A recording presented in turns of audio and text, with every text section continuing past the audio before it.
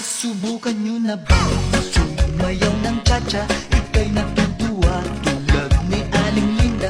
Habang naglalaba, sumasayaw ang lola. Nakangiti pa siya habang nagcha-cha-cha. Dahil ang cha-cha pampatanggal ng problema. Lagi ka pang nakatawa habang nagcha-cha-cha. Kaliwat kanan nyo lang